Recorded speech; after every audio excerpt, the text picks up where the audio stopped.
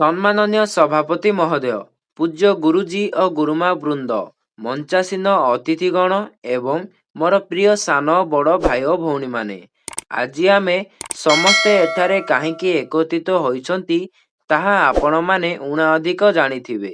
ଆଜି ହେଉଛି ଆମ ସମସ୍ତଙ୍କର ପ୍ରିୟ ନେତାଜୀ ସୁଭାଷ ଚନ୍ଦ୍ର ବୋଷଙ୍କର ପବିତ୍ର ଜନ୍ମ ଜୟନ୍ତୀ। ନେତାଜୀ ଓଡ଼ିଶାର କଟକ ଜିଲ୍ଲାରେ 1997 ମସିହା ଜାନୁଆରୀ ମାସ 23 ତାରିଖରେ ଜନ୍ମଗ୍ରହଣ କରିଥିଲେ। ତାଙ୍କ ପିତାଙ୍କ ନାମ ଥିଲା ଜାନକୀନାଥ ବୋଷ ଓ ମାତାଙ୍କ ନାମ ଥିଲା ପ୍ରଭାବତୀ ଦେବୀ। ସେ 1921 ମସିହାରେ ଭାରତୀୟ ଜାତୀୟ କଂଗ୍ରେସରେ ଯୋଗ ଦେଇଥିଲେ। ସେ ଭାରତୀୟ ରାଜନୀତିରେ ଜଣେ ମହାନ କ୍ରାନ୍ତିକାରୀ ସ୍ୱାଧୀନତା ସଂଗ୍ରାମୀ ଥିଲେ। ତୁମେ ମୋତେ ରକ୍ତ ଦିଅ, ମୁଁ ତୁମକୁ ସ୍ୱାଧୀନତା ଦେବି।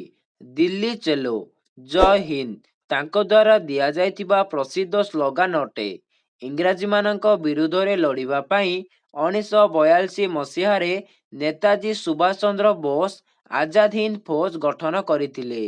ଏହି ମହାନ ପୁରୁଷଙ୍କର ମୃତ୍ୟୁ ଦିବସ ଆଜି ବି ସନ୍ଦେହ ଘେରରେ।